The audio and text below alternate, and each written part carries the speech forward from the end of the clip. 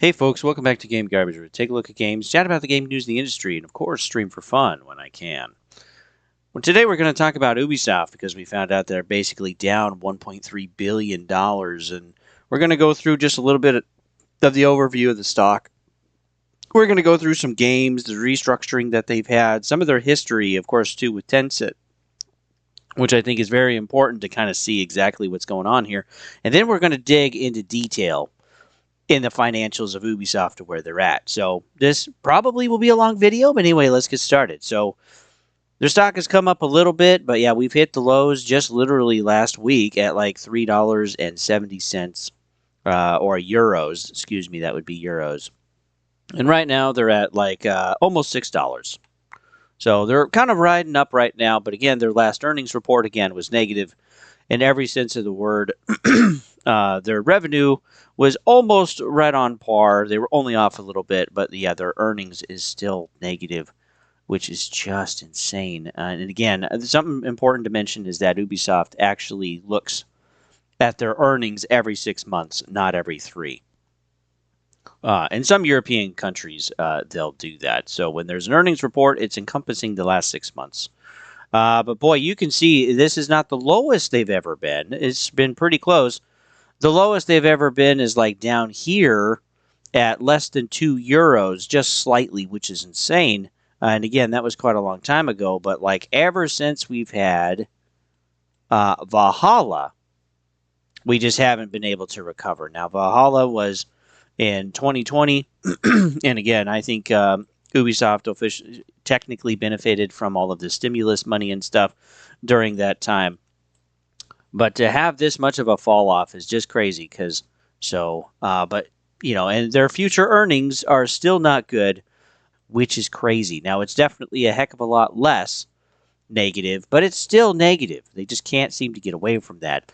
Their kind of more recent releases that they've had is Assassin's Creed Shadows, again, which I do think earned money, probably around 180 or 200 million in revenue. But again, this game also too was probably 150 plus for budget and marketing, maybe even more than that. So I don't think they made a ton. And again, it was okay. It's okay. And then the whole thing of DEI and stuff with the game, some people didn't appreciate that. Or I borrowed it from a friend. I reviewed it. I thought the game just by itself was pretty bad, just above average. I think I gave it a 5.5. Out of 10. But yeah, it's not great. They've also had Avatar Frontiers of Pandora, which it's okay. That hasn't sold great either. You can now get basically the entire game for $40 now. Rainbow Six Siege has gone free to play. They've made over $1 billion as a game, but now they're free to play because, well, they need to. And Anno, some people probably bought that. Not much has really happened with The Division or The Division 2. Prince of Persia, again, another side-scroller game that we did not want for Prince of Persia.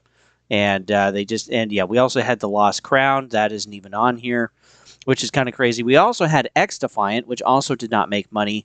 The Splinter Cell remake is still in MIA. And then they also had Skull and Bones, which, again, was not overly successful. Remember, this was a quadruple A game. This is a game, too, that I actually tested in closed beta a couple of times, gave my feedback, and they didn't, which I'm sure they got a lot from a lot of people. But again, they didn't really take any of our feedback. They didn't really change those things that we thought were important. And, well, it's made by a mobile game developer. And so, yeah, there were some mechanics in there that felt very mobile-ish.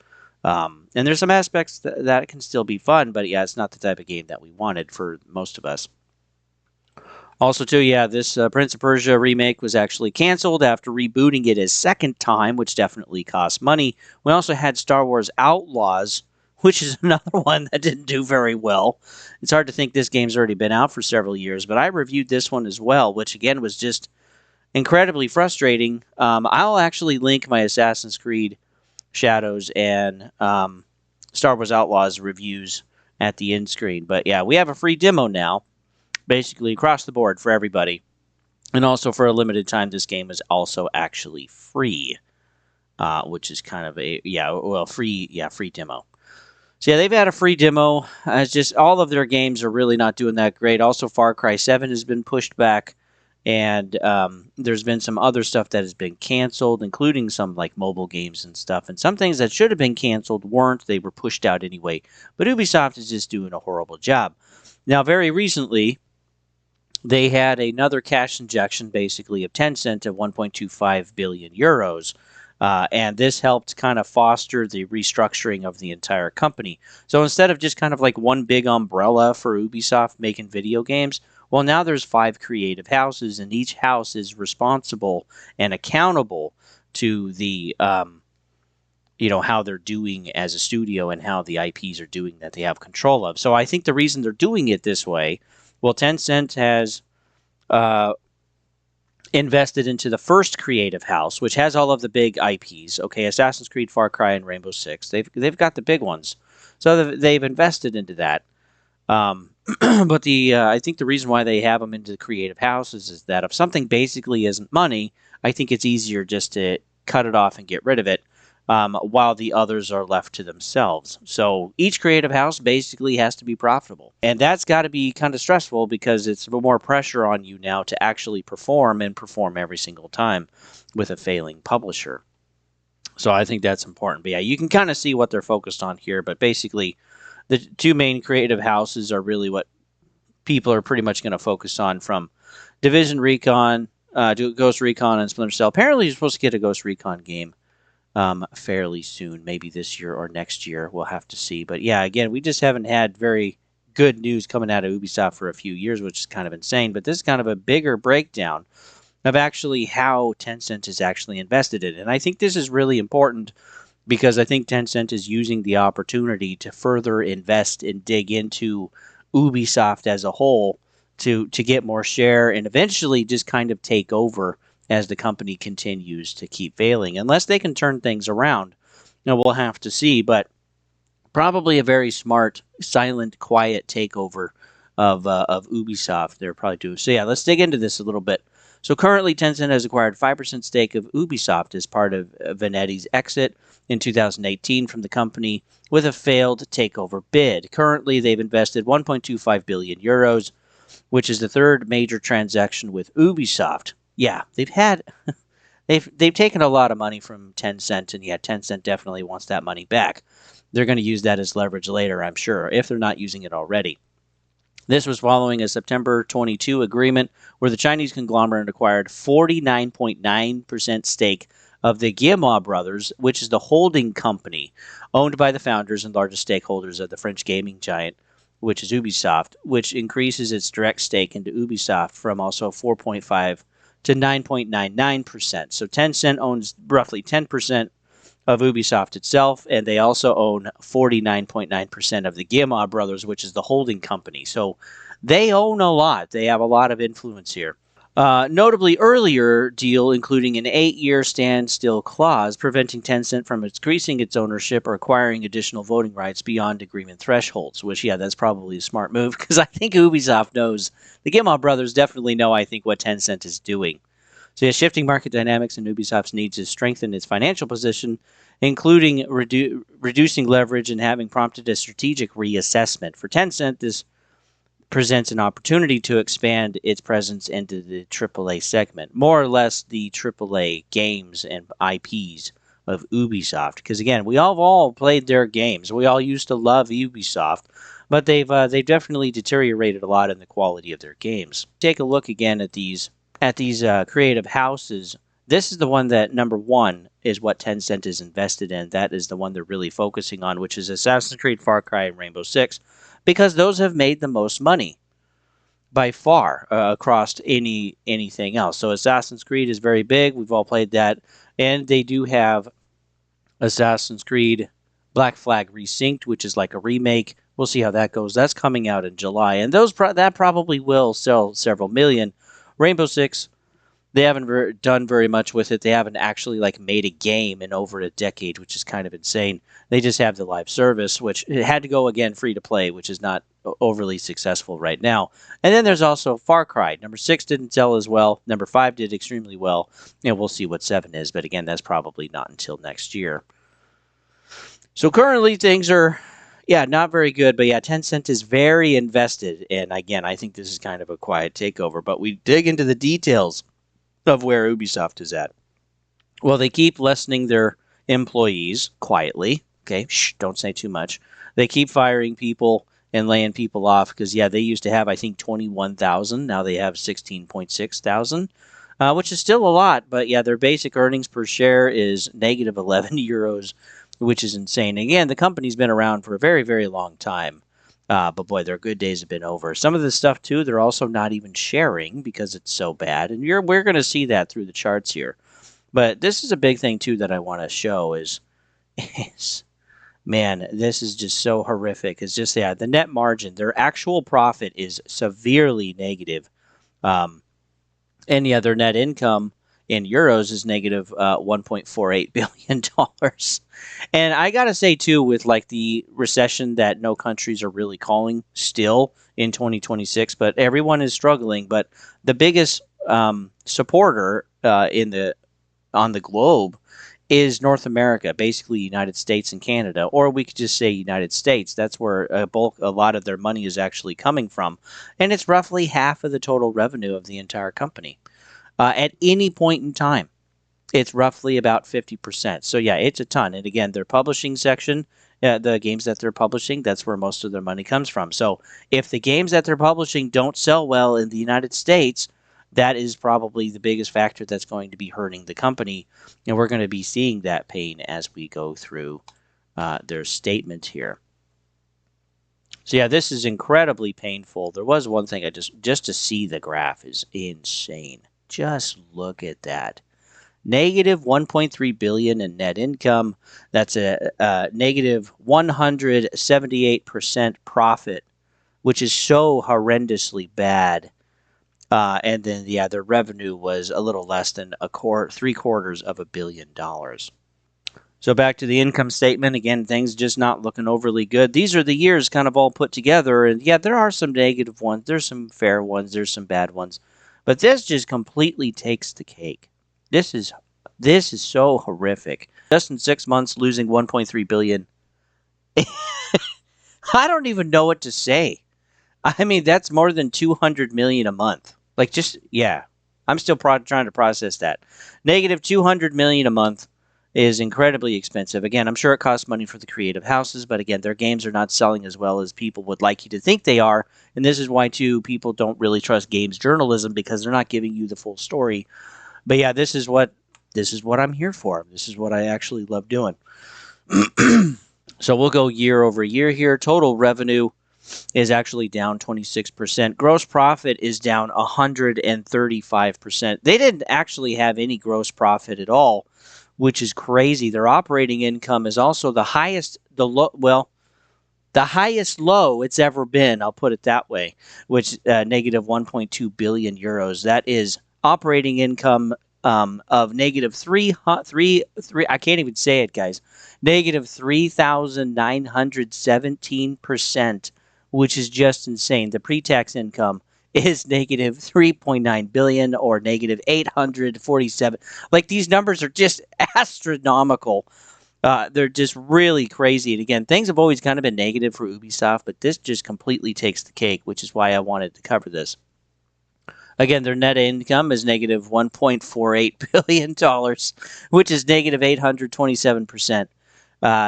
It's what? Yeah, how is this company even alive? And again, I can't imagine Tencent is looking at Ubisoft as a good buy necessarily, but like good assets that they can own or influence later, right? And I think that's why they keep taking more stake. They've invested into the holding company of the Gilmour brothers. They've got more of a stake into actual Ubisoft, and they're just trying to push further and as far as they can. And other investors, they're also frustrated because they actually want to make money, but Tencent, I think, is just trying to take over, which is probably a smart move. Again, there's other things that they're not even showing here for their statistics, which is supposed to show price earnings ratio and also cash flow. But if it's negative, it's not going to show up, right? Because yeah, it's just awful. No dividends for the company. Their earnings is also bad, but their forecast for the coming years is still negative for 2 years. through 2027. Now, we just had their latest report covers March through this year. And so the rest of this year is going to be now fiscal year 2026. But yeah, it's still negative. It's just not doing good. And then they're projecting, they're forecasting that finally by 2028, basically summer of 2028, they're actually going to be making money.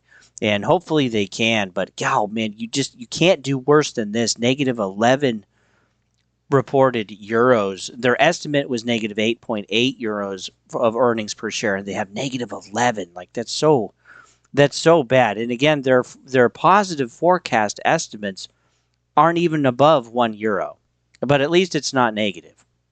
I guess that's one way to look at it. Also, too, their revenue growth, they are projected to actually again start making money, but their forecast for revenue for fiscal year 2026 is actually lower than what it is now by a little bit, at 1.4 compared to 1.3 like it is now. But yeah, revenue of 1.46 for 26, 1.66 for 27, 1.9 for 28, and over 2 billion in revenue for 2029. So they've got to have some stuff in the pipe that they're planning to release, some of those live service games, probably some remakes, and then, of course, single-player games. But, boy, they can't keep putting out, like, Assassin's Creed and Star Wars Outlaws and Frontiers of Pandora, and their live service games can't keep going free to play. They need to actually make some good stuff here. But, yeah, just looking at some of this stuff is horrific. And then, too, just looking, again, at Europe, their things are just not overly going very, very well. And yeah, things are expensive. Completely. It's just very expensive, but you can just see the revenue growth, and we don't even have the total revenue by country for 2025. I don't. Maybe it's just not compiled yet, but I don't also think they really want to show it. But no matter what, everybody is struggling right now, and this is definitely part of the problem that a lot of publishers have to navigate through. And the ones that do it the best, or play it the safest, or focus on cash flow, and low debt, they'll actually be okay. But yeah, Ubisoft definitely has a problem. Also, let me see if I can find it here. When we take a look at their net debt, if they take all of their actual cash, liquid cash now, and use it all to pay off their debt, they'd still have roughly about $500 million left in debt that they'd have to pay. Now, this has been going down, which is good. You definitely want to see that. But they were in really good shape in 2019 and in 2020. But it spiked in 21, went up some more in 22, almost $1 billion, went up in 23 to 1.3 billion of debt after using all of their cash. And then it started coming back down again in 24 and now in 25. So they're becoming healthier, right? But again, they're still not in a healthy place. I definitely want to make that clear. And yeah, their total assets have also been going down. I mean, in 23, they were estimated, kind of like reminds us of Bungie right now. They were estimated at 5.1 billion in assets in 23, 4.7 billion in 24, and now 3.95 in 25. Like, it just keeps going down. Their assets are worth less. And still, I think this is basically a quiet and smart way TenCent kind of takeover. But the only thing I'm kind of curious about with Ubisoft making is if they can actually get a Splinter Cell remake or just a set of remasters. I think that would be cool.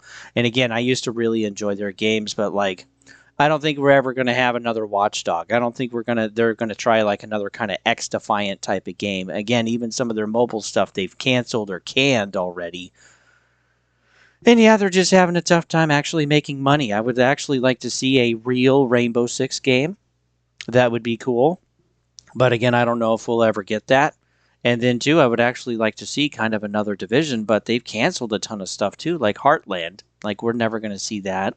But again, I think, too, people are just tired of the live service stuff because they're tired of being screwed over, ultimately. They're also just tired of the heavy prices. Like, we just saw that Steam Deck is raised their prices and only actually restocked the OLED versions. And while they did sell out for 24 hours, the majority of people that play games can't actually really afford gaming right now. It's really tough. Basically, you're going to buy 1 or 2 games a year and that's at full price. And that's basically going to be it. You're going to buy some other games on sale, but people are cutting back as much as they can. And then if going forward, if all of the hardware is really expensive, well, then publishers like Ubisoft are going to have to continue to make games for past or older hardware just so they can actually sell their games. So yeah, I think kind of the dynamic going forward for most of us is rough, and there's just less money going around. But Ubisoft too, like if your games are good, you'll make money, but people are a lot more choosy than they were. And well, this is just what happens when the world economies stimulate over $100 trillion in just 18 months. During the in 2020, and it's just kind of insane to see that. But yeah, this is part of the issue. And then, well, now there's supply shocks for energy. We haven't even seen really the whole thing with the Strait of Hormuz. I think countries will try to paper it over and make it look nice as much as they can. But I think by midsummer, like July, we're really going to see kind of where we're at with the world stage. And some countries are already struggling. And so if you're there, man, I feel for you guys because I read the news and things are just really tough. And so the priority is not going to be video games for a while for a lot of people, maybe ever. I don't know. It really depends on how the economies go and what these governments do going forward. But governments, too, just can't keep taking on debt. That's where that inflation is actually coming from. And yeah, the best thing people can do, just some friendly advice, or what I'm doing personally myself, is just keeping my debt low. Okay, just keeping the stuff that I have, being okay with the things that I own. They don't have to be nice or fancy, they just have to work. And the real thing that I'm investing in is relationships, including you guys and gals of this channel. So, with that, folks, thanks for tuning in. You can always like, sub, all that jazz. If you do sub to any channel, make sure you actually click the bell. Otherwise, YouTube is less likely to actually push other videos of those channels you enjoy. But you can also follow me at Twitch if you'd like at Don't Tread on Thee. But again, I just haven't been playing very much. It's just been too busy. And then I'm trying to keep up with the news. That's actually kind of what I can do right now. I can just kind of stream, 10, 20 minutes and kind of call it a day. But yeah, I do want to get back to Dead Space. I still want to play that, but I don't know when that's going to happen. And then, yeah, I'm also reviewing some games too right now. But yeah, again, if you're interested, here are the Assassin's Creed Shadows review that I did, and then also the Star Wars Outlaw video that I did. And I have played some of their other games, but these ones are more in depth. And then there's another video recommended right here if you would like to see that. So, yeah, there's various content. And not everything is necessarily to just agree with your opinion. It's to try to actually look at the data that we have, and I'm deriving my own opinions from that. So with that, folks, we'll see you guys on the next one.